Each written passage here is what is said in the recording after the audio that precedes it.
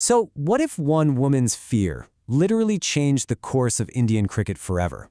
Welcome to this explainer. Today, we're not just looking at the trophies of Mahendra Singh Dhoni, obviously widely regarded as one of the sport's greatest captains. Instead, we're exploring a profoundly different kind of story. We are diving into the cinematic, alternate history of an absolute icon and the quiet family decision that made the whole thing possible. It's a fragile, uncertain path that was deeply tied to the restraint of just one woman, his mother, Devaki Devi. Think about it. What if Devaki Devi had just put her foot down and never allowed her son to pursue cricket professionally? This question frames a story that isn't just about a stadium hero, but really about the heavy expectations, the financial restraints, and the deep anxieties of an Indian middle-class family.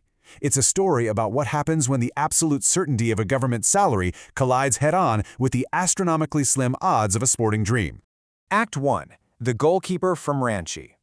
Now, to truly understand the stakes of this alternate history, we first have to look at who Dhoni was before all the fame.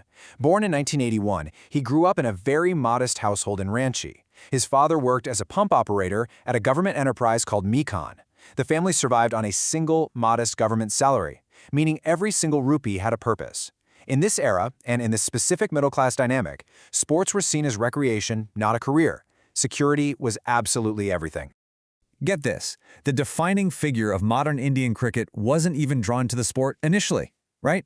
Dhoni was actually a passionate football goalkeeper for his school team.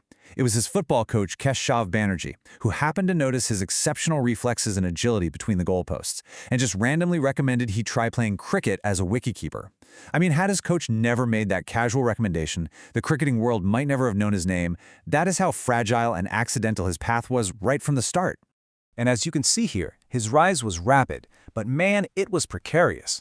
From his accidental pivot to cricket in 1995 to playing at the state level by 1999. But the crucial moment arrives in 2001.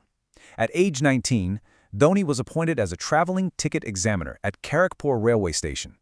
For a lower middle-class family from Ranchi, this was it, the holy grail, a secure, highly respectable government position.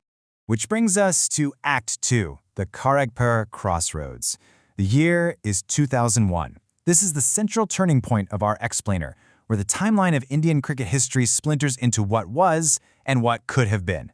Imagine the immense pressure placed on the Dhoni household, and specifically on his mother, Devaki Devi. On one side, you have the government job offering absolute certainty, respectability, and a steady salary. On the other side, the cricket dream. Remember, in the early 2000s, state-level cricketers earned very little, and the path was incredibly precarious. A boy from Ranchi breaking into a national team that heavily favored big cities like Mumbai and Delhi, the odds were literally astronomically slim. Now, his father offered a conditional warning. He told him, do what you love, but make sure you don't waste time. But his mother, well, she wrestled with a deep, paralyzing anxiety. Her son was spending off-duty hours at the nets, missing railway shifts, and requesting extended leaves to play matches. The railway officials were getting impatient. Devaki Devi was a practical woman. She knew the brutal precariousness of a dream. And her reluctant acceptance amidst all this fear is the fragile hinge of this entire story. So, what if she had firmly put her foot down in 2002? What if she had said, enough, you have a government job, you're not going to throw this away for a game? The reality is, Dhoni would have listened. He was deeply rooted and completely respectful of his family's sacrifices. He wouldn't have rebelled or run away. Actually, he simply would have stayed in the railways, checking ticket records, providing for his family, and maybe hitting the ball hard in local matches on the weekends. His dream would have quietly died in a government job queue. Act 3. What India Lost. Let's walk through this dark, alternate timeline to examine exactly what vanishes from history if that one quiet permission from his mother is revoked and Dhoni stays at Kharagpur Station. In this alternate reality, the year is 2007. Dhoni is a 26-year-old railway supervisor. He's watching the inaugural T20 World Cup on a small, grainy television in a staff canteen.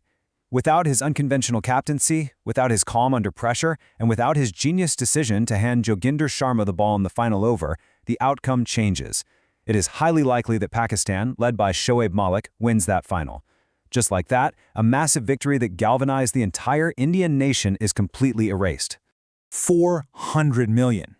To put that staggering number into perspective, that represents the viewers who watched India win the 2011 Cricket World Cup final on home soil. It's easily one of the most emotionally significant events in modern Indian history. Now imagine they watched someone else win it. Or worse, imagine India never made it to that moment at all. The emotional weight of this alternate reality really hits hard when you realize that without Dhoni, that iconic tournament-winning six at Wankhede Stadium, the image of him raising his bat as the ball cleared the boundary, it never happens. And looking at these cascading losses, we see they extend far beyond just trophies. Sachin Tendulkar, playing his sixth and final World Cup, would have retired without a medal. Furthermore, Dhoni's rise was this incredible cultural beacon. It told every small-town Indian boy that you didn't have to be from a massive metropolis to represent the nation. Without him, the structural biases of Indian domestic cricket probably persist for another decade.